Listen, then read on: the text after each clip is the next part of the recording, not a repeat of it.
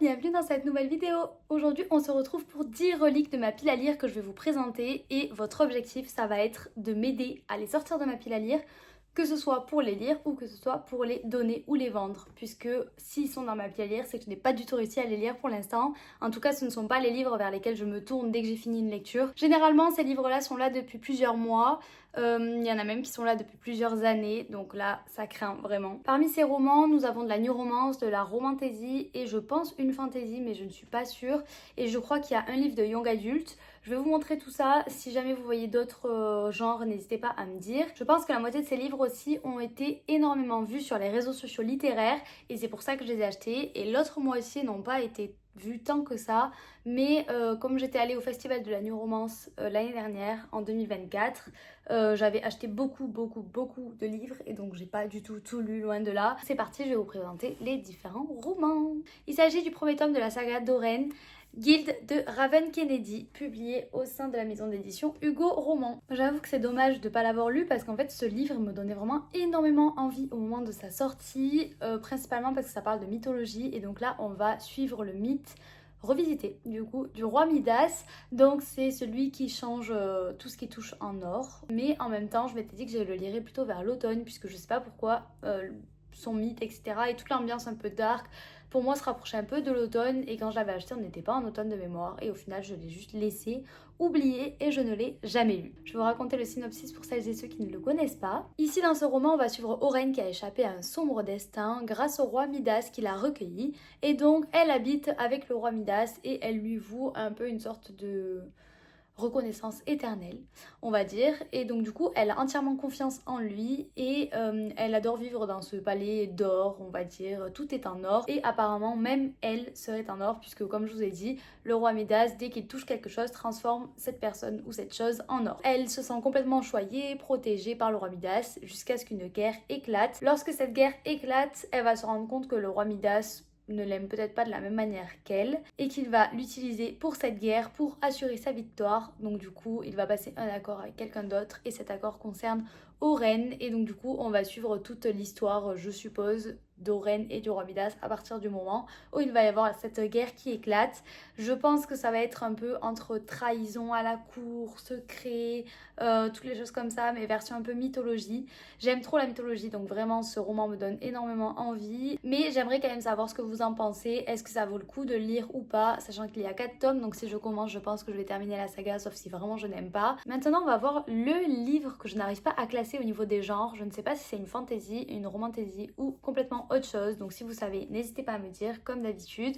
Il s'agit du roman La dernière Amazone, regardez comme il est beau, d'Estelle Faye, je sais pas trop comment on le dit, publié aux éditions Rajo. Pour le coup celui-ci je l'avais acheté parce que je trouvais la couverture super belle mais je ne l'ai pas du tout vu passer sur les réseaux sociaux et il me donnait énormément envie puisque comme vous l'avez compris j'aime beaucoup les réécritures de contes ou de mythes, de mythologie grecque et ici on va parler d'Amazone et de mythologie grecque. Donc forcément je l'ai acheté mais je vous avoue que je ne l'ai pas lu et je pense que je l'ai acheté en même temps que Guild, donc ça doit faire 2 ans qu'il est dans ma bibliothèque et surtout dans ma pile à lire et que je ne le lis toujours pas. Ici on va suivre Lysia qui habite au fin fond d'Athènes avec sa grand-mère et un jour une oracle va venir la voir et va lui dire qu'elle est la dernière des Amazones puisque toutes les Amazones sont décédées et elle serait la dernière survivante de son peuple sans même le savoir et donc du coup son existence va basculer puisqu'elle va devoir essayer d'accepter ce destin qu'elle ne veut pas du tout accepter.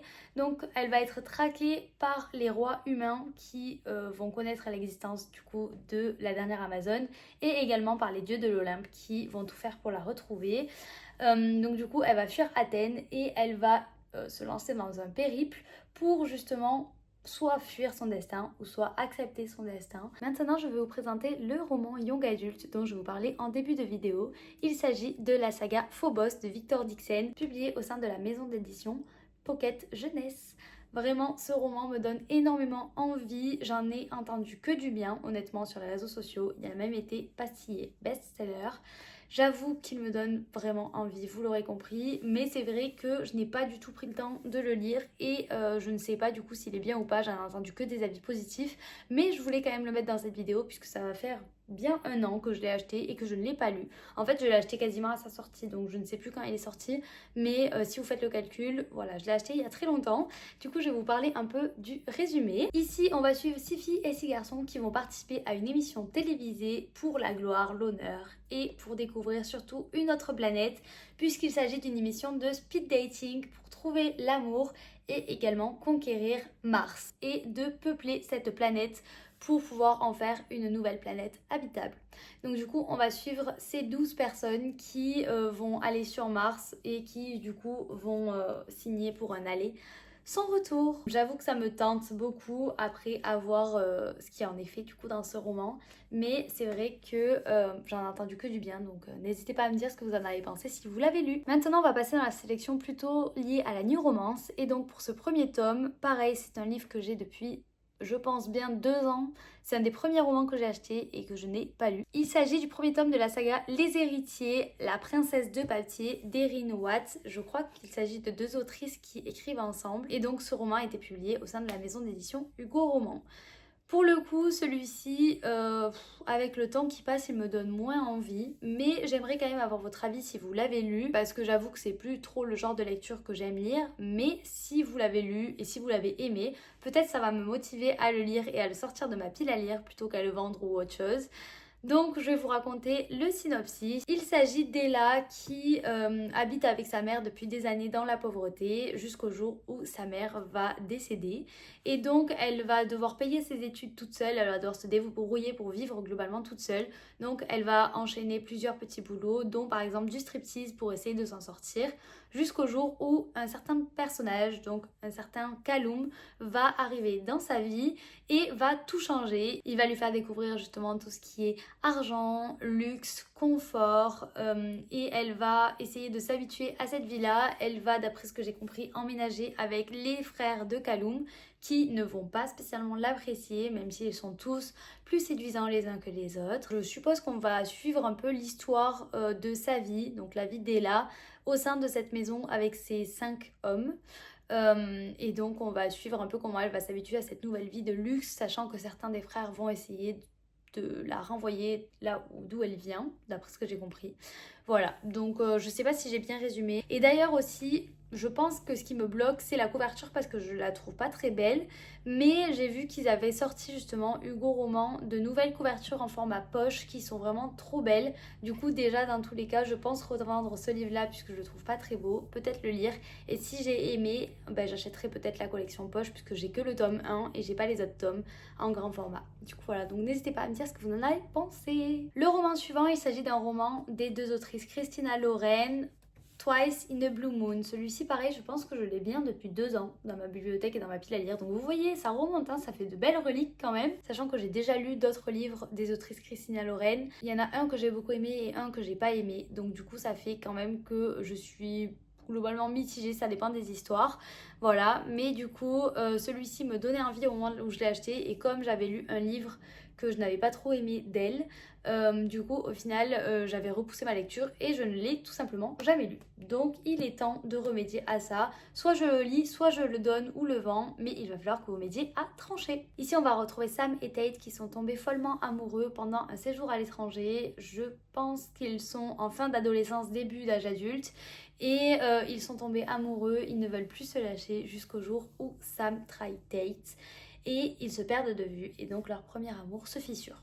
Et là, d'après ce que je comprends, on va commencer le roman 14 ans plus tard, lorsque Tate est devenue une grande actrice et elle va recroiser sur sa route Sam, donc son premier amour. Elle va être obligée d'être pas très loin de lui et donc petit à petit, d'après ce que je comprends, elle va se demander s'il est possible de tomber amoureuse une deuxième fois, puisque j'ai l'impression que c'est ce qui va arriver dans ce roman. En soi, le synopsis ne me dérange pas, mais il me tente pas énormément non plus. Donc voilà, n'hésitez pas à me dire ce que vous en avez pensé, j'attends beaucoup de vous. Maintenant, les romans que j'ai à vous présenter, je les ai depuis novembre 2024, donc depuis le festival de la New Romance, et je n'ai pas eu le temps de les lire. Ou tout simplement, je pensais que c'était pas la bonne saison, parce que je sais pas si ça vous arrive, mais moi j'aime beaucoup séparer mes lectures en saison, on va dire. C'est-à-dire que des lectures qui vont être plutôt drôles, plutôt légères, plutôt à la plage, des choses comme ça, ce sera plutôt des lectures que je lirai en été. comparé à justement, comme je vous présentais au début de la vidéo, La Dernière Amazone ou Guild, qui pour moi sont plutôt des romans que je préfère lire en automne. Je sais pas si ça vous arrive ou si je suis la seule, mais en tout cas j'aime beaucoup séparer mes lectures en saison, on va dire. C'est un peu le cas avec le roman que je vais vous présenter maintenant. Je pense que la meilleure période pour le lire selon moi c'est l'été ou le printemps, mais vous allez me dire ce que vous en pensez. Il s'agit du roman Pas trop fan de toi de Kristen Rivers, publié au sein de la maison d'édition Hugo, donc ici Hugo Poche. J'avais rencontré Kristen Rivers au Festival de la New Romance et elle était adorable, elle était vraiment trop mignonne. Ici au niveau du synopsis, il s'agit de Christine qui a un faible pour un acteur américain qui s'appelle Will, mais elle doit l'oublier puisqu'honnêtement c'est un acteur quoi, ça va mener à rien. Et donc même si elle est une créatrice de podcast engagée, cet acteur-là est inaccessible, donc du coup elle va essayer de faire sa vie avec un homme qu'elle aime bien, voilà, tout simplement. Cet homme-là s'appelle Clever. Voilà, ça me fait rire les noms. Cet homme-là s'appelle Clever. Elle va essayer de faire sa vie avec jusqu'à ce qu'en fait, d'après ce que je comprenne, il la largue ou quelque chose comme ça. Voilà. Mais en tout cas, sa vie n'est plus liée à celle de Clever. Et donc, elle va se rendre compte que Will cherche quelqu'un. Donc Will, le fameux acteur, cherche une personne pour redorer son image puisqu'il est en plein milieu d'un scandale. On l'accuse d'être un séducteur on va dire sans pitié, sachant qu'en fait il ne reconnaît juste pas les visages. Il va falloir redorer son image et pour cela on lui propose la candidature de Christine qui est une jeune femme au podcast engagée et qui serait parfaite pour redorer son image. Seule condition, il ne faut pas que cette personne-là soit une groupie. Et sauf que, je vous le rappelle, Christine est clairement une groupie de Will, mais elle va devoir le cacher pour pouvoir justement être sa fausse petite amie. Et donc je pense qu'on va suivre dans ce roman Christine qui essaie de cacher le fait qu'elle est fan de Will, tout en ayant Will à côté qui cherche seulement une personne pour redorer son image, mais pas spécialement pour faire sa vie avec. Voilà, donc ce roman a l'air d'être très drôle, sachant que Kristen a l'air d'être déjà très drôle dans la vraie vie. Mais du coup, n'hésitez pas à me dire ce que vous en avez pensé si vous l'avez lu. Roman suivant, il s'agit du roman Hors d'œuvre et préjugés d'Émilie Parizeau, publié au sein de la maison d'édition Hugo Poche. Ici, on va suivre deux amis qui ont créé un restaurant et qui ne rêvent que d'une chose, obtenir l'avis positif d'un critique gastronomique. Pour ça, ils vont faire des vidéos un peu sulfureuses sur les réseaux sociaux, jusqu'à ce qu'un jour ils reçoivent une critique négative. Et donc là, un des deux associés est complètement désespéré et déprimé, et l'autre associé décide donc de les inscrire dans une émission de télé-réalité un peu culinaire pour redorer leur image et faire en sorte que le restaurant se fasse connaître de la bonne manière. Ils vont participer à cette émission même si l'associé qui était un peu déprimé est contre, et en fait en arrivant dans cette émission ils vont se rendre compte que l'un des juges, l'un des jurys de l'émission n'est autre que la fameuse critique gastronomique qui a donné un avis négatif sur leur restaurant. Du coup, là, ils vont tomber de haut et il va s'en suivre une histoire pour essayer de la convaincre. Je suppose que leur restaurant est un bon restaurant et il va sûrement y avoir une histoire d'amour, évidemment, puisque c'est de la new romance. Ce roman a l'air très cool. J'avoue que la gastronomie, on peut le lire un peu tout le temps, selon moi, mais il a l'air d'être drôle. Du coup, pour moi, je le réservais un peu en été. Mais n'hésitez pas à me dire si vous l'avez lu, s'il est drôle ou pas, ce que vous en avez pensé, etc. Pour le roman suivant, j'aime énormément l'autrice. Donc c'est vrai que ça m'avait vraiment tenté de le lire, mais en fait, en me penchant un peu plus sur le sujet, j'ai remarqué que c'était le spin-off d'un autre livre et du coup je trouvais ça dommage de le lire avant, sachant que c'est un spin-off.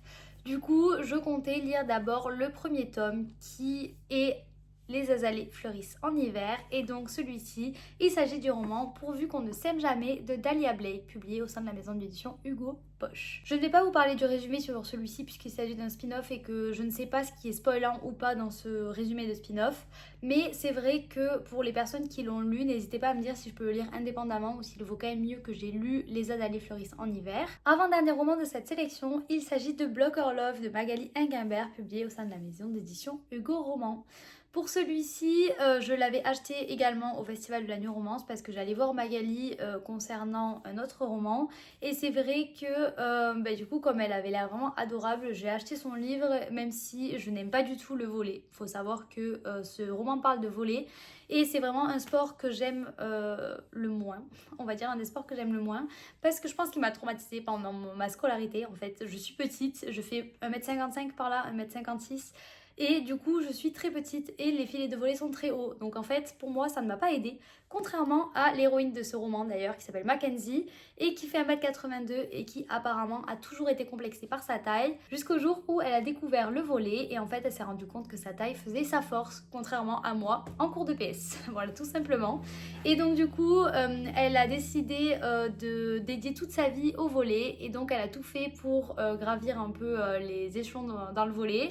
Et donc maintenant qu'elle joue à très haut niveau, elle a réussi à rentrer dans une université et à rejoindre l'équipe de volley. Sauf que le coach adjoint va lui poser quelques petits problèmes, sachant que lui, d'après ce que je comprends, il n'est pas trop d'accord avec cette nouvelle recrue. Voilà, donc à voir ce que ça va donner. Je suppose qu'il va y avoir une romance entre les deux. Et ce qui m'avait aussi ému, c'est que Magali disait que le Mackenzie, en fait, c'était le personnage qui lui ressemblait le plus parce que c'est vrai qu'elle est grande et qu'elle avait toujours mal vécu le fait d'être grande. Et c'est vrai que pour moi, ça me paraît lunaire parce que j'ai toujours mal vécu le fait d'être petite, mais pas le fait d'être grande. Je voyais justement les grandes personnes comme des personnes qui étaient super belles, élancées. Enfin vraiment j'ai toujours trouvé les femmes grandes très jolies et donc c'est vrai que ça ne m'a pas du tout traversé l'esprit quand j'étais plus jeune que c'est vrai j'étais complexée par ma taille étant petite mais potentiellement d'autres personnes étaient complexées par leur taille étant grandes et c'est vrai que là je m'en rends compte parce que justement Magali en avait parlé quand on avait fait dédicacer le roman. Elle avait dit qu'elle était assez complexée par sa taille avant et que le volley l'avait aidée à passer au-dessus de ça. Il me tarde de lire ce roman au moins pour connaître un peu son avis sur ce sujet. Maintenant on va passer au dernier roman que je voulais vous présenter. Dernier roman de ma pile à lire. Celui-ci je pense que je l'ai depuis un an peut-être, un peu moins, depuis sa sortie globalement et depuis qu'on l'a vu passer partout sur les réseaux sociaux littéraires. C'est vrai que celui-ci c'est vraiment une star surtout du BookTok, donc n'hésitez pas à me dire si vous l'avez lu parce que vraiment ça ne m'étonnerait pas qu'il y ait beaucoup de gens qui l'aient lu. Il s'agit du roman Icebreaker d'Anna Grace, publié au sein de la maison d'édition BMR. C'est vrai que ce roman, j'en ai entendu énormément parler et surtout le fait qu'il y a quand même pas mal de smut apparemment, donc pas mal de scènes explicites dans ce roman. Donc j'aimerais quand même avoir votre avis là-dessus parce que comme je vous le disais dans une précédente vidéo, j'en ai un peu marre d'avoir des romans où il y a que des scènes explicites et il y a une histoire mais qui n'est pas assez prononcée quoi à mon goût. Pour vous raconter un peu le résumé, il s'agit d'Anastasia qui vit pour son sport. Elle dédie tout son temps à son sport, le patinage artistique, et donc elle a un emploi du temps de ministre surchargé pour être la meilleure dans sa discipline. Et de l'autre côté, on a Nathan qui est le capitaine de l'équipe de hockey de la ville et qui fait tout pour que son équipe de hockey progresse et gagne tout simplement. Les deux ne se connaissent pas jusqu'au jour où la patinoire des hockeyeurs a été détruite, un peu sur un malentendu d'après ce que je comprends. Et donc les hockeyeurs vont devoir squatter la patinoire des patineurs, ce qui va énerver les deux équipes au plus haut point, que ce soit les hockeyeurs ou les patineurs.